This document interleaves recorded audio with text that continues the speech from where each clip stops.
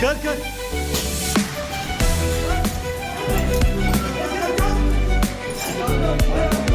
Gel öyle gel gel gel.